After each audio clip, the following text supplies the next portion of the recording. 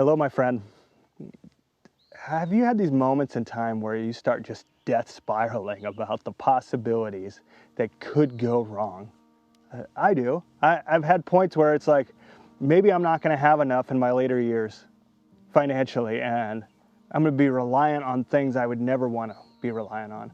Or I've also had these points where I'm like, oh my goodness, I have 3 kids. Who are they going to marry? I hope they don't marry someone terrible who treats them terribly. Other points where I'm spiraling about their faith walk and their relationship with God. Is that going to be intact?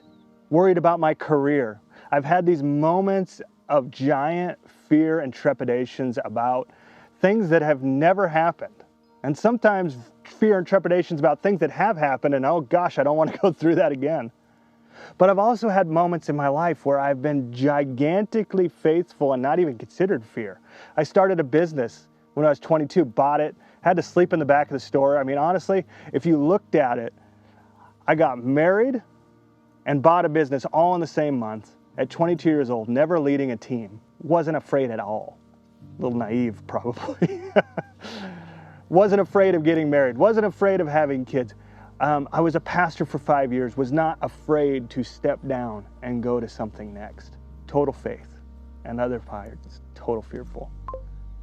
In this video, we're going to talk about what makes us stand in faith and things that make us stand in fear. See what's happening in those moments. The biggest thing that happens in my life is my imagination. Imagination. You know what's really cool? People, human beings, you have something animals don't have. Imaginations. You can dream. In fact, I was thinking about Genesis, right? Where God is creating the earth.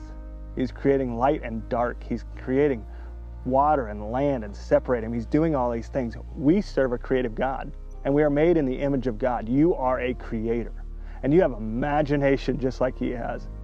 In fact, I believe there's dreams He's put in your heart and mind that He has for you to do. My imagination, though, can also ramp up in fear. My children aren't even dating anyone. And I am imagining them dating someone that I don't like. Marrying someone I don't like. Like, my imagination runs rapid.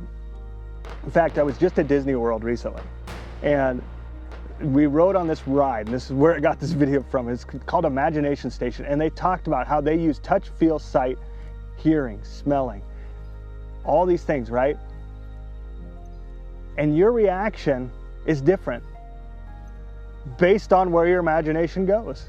See, we rode this ride, the ride called Expedition Everest. It goes 55 miles per hour, forward, backwards. My oldest daughter and I loved it. Our imagination, that dropping of the stomach was imagining, yes. My wife did not go on the ride, and my other 2 kids, they went on the ride once, not again. Their imagination, that drop in their stomach, went to, I could die.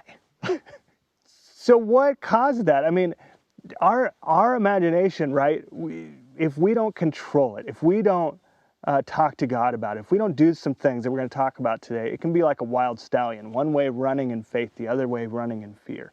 So how do we get our imagination to continue to stand in faith and not fear?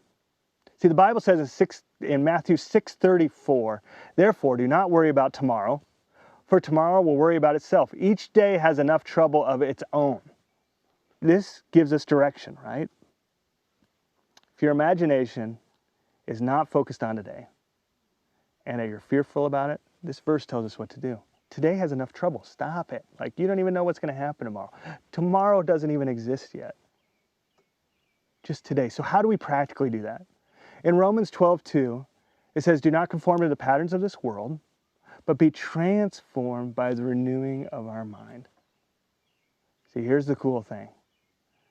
Your imagination can be transformed through the renewing of your mind.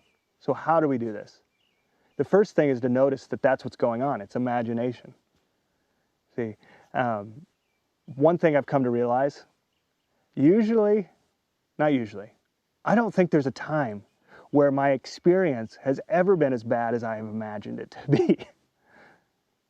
Right? Like even these terrible things. My wife and I have went through miscarriages. It's terrible. My imagination, though, of what that would be like was worse than the actual experience.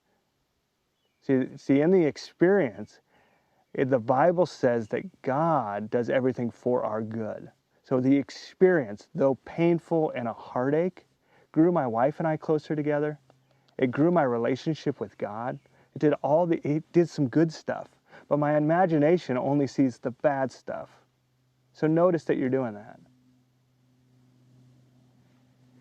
And your imagination has a set pattern, right? The renewing of your mind is getting that neuron connection pathway to focus on the right things.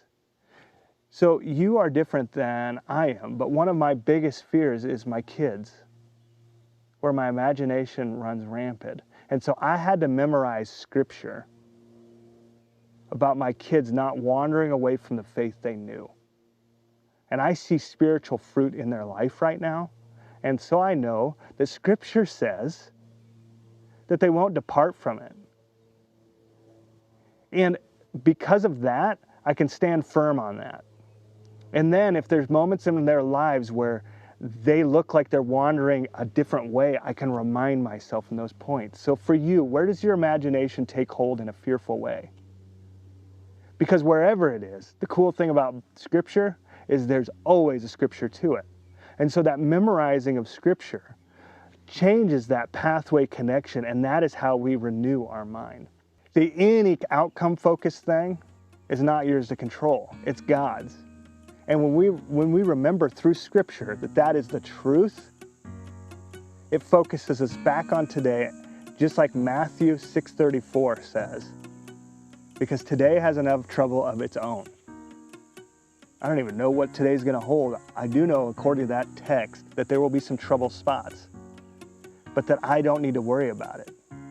I just need to trust the creator of the universe with it.